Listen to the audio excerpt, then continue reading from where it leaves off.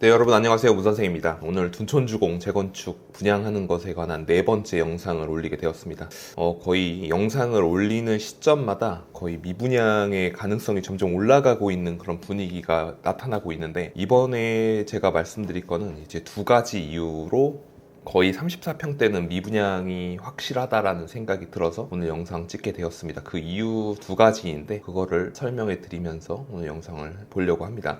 영상 시청하시기 전에 좋아요와 구독하기 부탁드리겠습니다. 네, 먼저 둔촌주공은 아시다시피 12,000가구가 분양을 하고 일반 분양 물량이 약 4,800가구 정도 됩니다. 이 중에서 32평 물량으로 약 1,200가구가 나오게 되는데, 이게 얼마나 많은 물량이냐면, 보통 이제 부동산에 관심을 갖고 처음에 공부를 할 때 부동산 강사라는 분들이 1,000세대 이상의 대단지를 노려라, 책에도 많이 그렇게 나오죠. 왜냐하면 대단지 아파트는 그만큼 이제 지방선거 같은 걸 할 때도 힘을 갖고 있기 때문에 그 단지에 유리한 조건들이 많이 있고, 버스 정류장이라든가 그 동의 편의 시설이라든가 이런 것들이 들어오게 되고, 관리비 역시 사람들이 많이 나눠서 내게 되니까 저렴하고, 여러모로 대단지 아파트가 좋기 때문에 그 대단지의 기준을 1,000세대로 잡고 있는데, 이 둔촌주공은 총 12,000세대 중 그 34평에 해당하는 물량이 1,500세대 일반 분양분이 그만큼 나오게 되는 거니까요. 엄청난 물량이 나오는 거라고 할 수 있죠. 그러니까 대단지라고 분류하는 기준이 1,000세대인데 그거보다 더 많은 물량이 그 동일평형으로 나오게 되니까 정말 어마어마하다고 할 수 있죠. 24평형이 약 9억대, 그리고 30평대가 모집 공고문을 보니까 12억에서 13억대 분양가를 형성하고 있는데, 이제 일반 분양하는 물량은 이제 이쪽 그 24평형, 34평형, 그리고 24평형보다 좀 작은 물량에 집중되어 있습니다. 제가 이제 미분양이 확실할 거라고 생각을 하는 이유는 두 가지인데, 첫 번째 전매 제한 조건과 그리고 두 번째로는 대출입니다. 첫 번째로 이제 전매에 대해서 말을 해보겠습니다. 전매라는 게 뭐냐면요, 부동산 이제 분양을 받으면 원래 이걸 거래할 수 있게 되는데, 지난 정부에서 아파트 투기 투자 수요가 너무 증가하니까 이거를 컨트롤하려고 소유권 이전 등기 혹은 잔금 이후 2년이 지나고 나서 매도해라라고 바꿨어요. 즉 무슨 말이냐면은 아파트에 입주하고 나서 잔금을 치르니까 입주를 할 거잖아요. 그러고 나서 2년 거주하고 나서 매도해야 비과세 조건이 되게끔 되었습니다. 옛날에 비조정 지역, 그러니까 규제가 없는 지역들은 분양을 받은 상태에서 분양권 거래가 가능했는데, 서울 수도권 같은 주요 지역들은 이제 조정 지역으로 묶이면서 분양권 거래가 되지 않았고, 특히 분양가 상한제 지역으로 걸리는 곳은 보통은 소유권 이전 등기만 하고 나면은 바로 매도할 수 있었는데, 그렇게 되지 않고 이제 점점 강화되더니 8년의 보유를 한 이후에 매도하게끔 되었거든요. 그래서 전매 제한 이후 당첨자 발표일부터 8년 이후에 매도해라. 그러니까 2022년 12월 15일에 당첨자를 발표를 하는데, 이거를 매도하려면요 2030년 12월 15일이 넘어야 됩니다. 2030년이면 8년 뒤죠. 8년 뒤에 과연 우리가 어떤 모습으로 살고 있을지. 8년 전이면은 2014년이거든요. 2014년에서 지금 2022년 지금을 상상을 하셨었나요? 그만큼 먼 시간 이후에 매도를 하게끔 해놨는데, 문제는 여기에 또 두 번째로 입주를 또 해야 돼요. 그러니까 거주 의무가 있습니다. 옛날에는 자기가 입주 안 하고 전세를 줘도 됐는데 그건 안 됩니다. 입주 가능일 이후에 2년 동안은 집주인이 살아야 됩니다. 그렇게 되면은 일단 조건 자체가 8년 보유한 이후에 매도해라, 그리고 전세 주지 말고 입주해라, 이 두 가지 조건을 줬잖아요. 이게 근데 진짜 8년이라는 시간도 긴데 2024년 12월에 입주를 하고 나서 2026년 12월까지는 제가 살아야 됩니다. 그런 다음에 전세를 주거나 월세를 줄 수가 있어요. 매도도 안 됩니다. 그러니까 지금 이 둔촌주공을 청약을 받으시는 분들은 여기에 반드시 입주해야 되는 조건을 갖고 계셔야 되고, 그러려면 잔금 12억을 다 치르고 들어가실 준비를 해야 합니다. 근데 잔금을 치르려면 어떻게 하느냐, 아파트를 살 때 보통 어떻게 해야 합니까? 우리가 1단계로 계약금을 내고 2단계에서 중도금을 대출받고 그 다음에 잔금을 치르면서 입주를 합니다. 그리고 마지막으로 매도할 때 이거를 수익 실현을 할 수가 있는 거죠. 그런데 정부의 규제, 그러니까 12억 원 이상으로, 원래 문재인 정부 당시엔 9억 원까지 중도금이 나왔고 그 이상으로는 안 나왔는데 이걸 12억으로 늘려줬죠. 근데 이 둔촌주공 아파트 34평형은 다 12억 원이 넘기 때문에 중도금 대출이 나오지가 않습니다.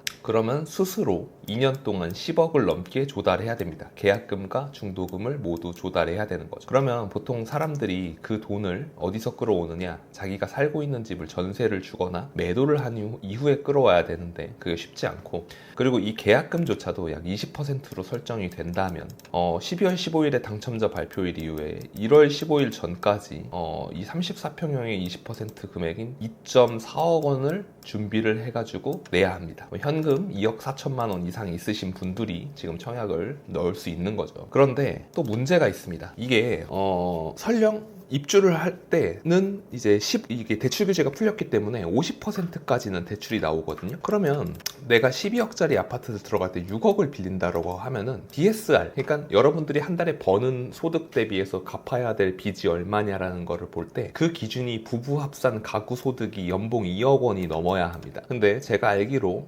대한민국 근로소득자 중에서 상위 10%에 해당하는 게 세전 원천징수 기준으로 세전 원천징수입니다. 뭐 본봉과 인센티브니 뭐 연차수당이니 모든 걸 포함한 돈이 약 8천만 원 정도를 받으면 상위 10% 안에 드는 걸로 제가 알고 있는데, 이 상위 10% 부부 둘이서 벌어도 세전 기준으로 1억 6천밖에 안 되는데 이 부부들도 6억 원의 대출을 받을 수가 없습니다. 그리고 아까 말씀드렸다시피 잔금을 치를 때 전세를 내줄 수 없기 때문에 전세금으로 조달해서 잔금을 치를 수 없는 상황입니다. 심지어 24평 청약을 받는 분들도 중도금 대출은 나올지라도 4억 5천만 원의 입주 시에 잔금 전환 대출을 통해서 이 중도금을, 아파트 담보 대출을 받으면서 그 중도금을 대환 대출을 갚아버리거든요. 그러면은 대출 대환을 하려면 가구 소득이 8,500만 원 연간 이상이 나오는 분들이 DSR 규정에서 맞춰서 빌릴 수 있습니다. LTV 상관없이 이 DSR 규정이 엄청 빡빡해졌기 때문에, 그러니까 여러분들의 소득 대비해서 돈을 빌려준다라는 규제가 엄청 빡빡해졌기 때문에 쉽지 않은 상황입니다. 그러면 이런 말씀을 하는 부동산 강사나 인플루언서 분들이 많습니다. 이전 문재인 정부, 그 이전 정부들에서도 주택 경기가 안 좋으니까 LTV를 70% 80%까지 풀어줘가지고 주택 경기를 부양했고, 그런 것들이 결국 투자 사이클 중에 하나니까 정부도 시간이 지나고 안정이 되면 이 대출 규제를 풀어줄 거라고 그런 말들을 하는데요. 이 DSR 규정 같은 경우가 시간 지난다고 풀리는 게 아닙니다. 바젤3 협약이라는 걸 통해 가지고 만들어져 있는데, 2008년 미국 금융위기 당시에 은행들이 부실화됐기 때문에 경제 위기가 왔고, 부동산이라든가 이런 자산 버블들이 은행을 무너뜨리지 않도록 해야 된다. 그래서 전 세계 주요 국가들의 은행 그런 것들을 하기 위해 중앙은행에서 모여가지고 국제 협약을 맺어서 이 은행의 건전성을 높이기 위해서 몇 년도까지 이렇게 빚 관리를 한다라는 거를 규정으로 맺은 겁니다. 2020년부터 주요 은행에 적용하고 있는데, 이 DSR 규제는 정부가 사람들이 투기 너무 많이 하니까 조여야 돼라고 한 게 아니고, 그런 것도 있겠지만 국제 협약으로 맺은 거예요. 그러니까 정권이 바뀌어도 LTV는 풀어줘도 이 DSR은 못 풀어주는 거죠. 근데 이 부동산 강사분들이 그런 이야기를 안 해줍니다. 이 세계 대형은행의 금융안전 조치에 대해서 부동산 강사들은 자기들이 2013년 그 어려운 때에 들어와가지고 2006년 버블7 이후에 시장이 침체됐다가 회복할 때 대출을 많이 해줬던 그 추억을 이야기하면서 옛날처럼 다시 해줄 거니까 걱정하지 말고 지금 자신감 있게 도전하라라고 하는데, 그 당시에는 바젤3 협약이 작동하지 않았을 때이고 지금은 하고 있는 상황입니다. 그래서 저는 뭐 사실 시장이 그렇게 돌아가는 게 맞다고 생각을 하는 게, 돈이 능력되는 분들은 빌려주고 능력이 안 되면 안 빌려주는 게 맞죠. 저는 심지어 전세금까지도 이 대출에 포함시켜서 계산해야 된다고 생각하는 사람이라서, 사실 뭐 부부 합산 2억도 못 버는데 어떻게 강남 4구라고 불리우는 강동구야 신축 아파트를 가지려고 하는 게 말이 안 된다고 저는 사실 생각을 합니다. 돈을 벌어가지고 능력 있는 분들이 들어가는 거지, 뭐 뉴욕의 맨하튼의 주요 지역의 그런 아파트들을 그냥 아무나 들어갈 수는 없잖아요. 다 능력이 좋고 돈을 잘 버는 펀드 매니저 분들이나 뭐 이런 분들이 들어갈 수 있는 거고, 그게 요즘 세대들이 좋아하는 공정이라는 가치에 맞는 거기 때문에 저는 사실 뭐 그게 합당한 조치라고 생각하고, 사람은 항상 감당할 수 있는 만큼의 대출과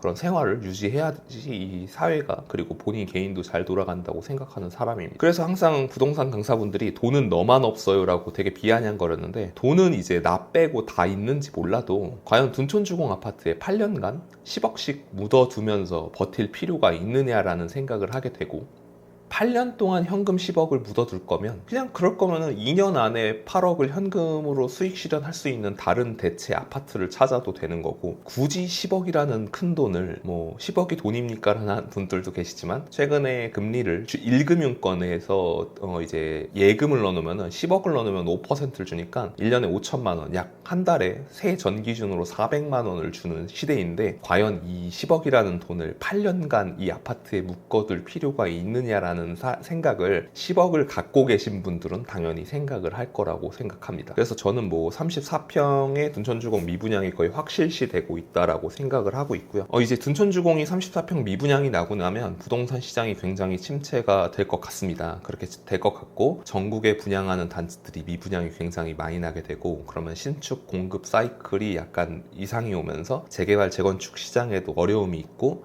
이런 것들이 결국에 사람들이 주택을 매매하는 것보다는 임대로 살려는 수요가 더 증가하게 될 것이고 임대 시장이 시간이 지날수록 내년 그리고 내후년쯤에는 전세와 월세가 다시금 오르는 그런 현상들이 나타나기 시작하면 정부는 또다시 미분양과 미계약 물건들을 사는 임대 사업자들에게 임대료를 안정적으로 유지한다는 조건으로 여러 가지 세제 혜택을 줄 걸로 생각이 됩니다.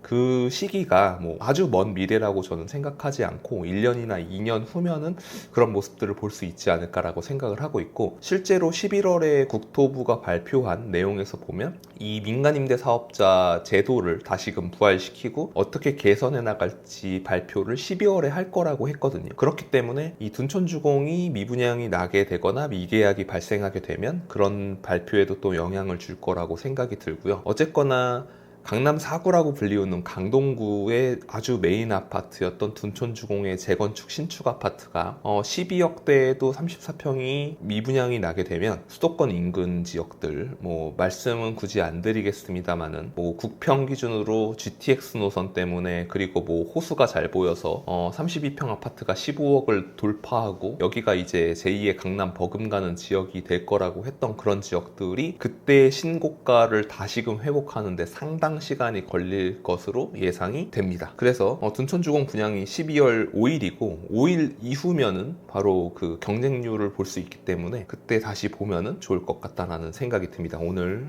긴 영상 시청해 주셔서 감사합니다. 오늘도 수고하셨습니다.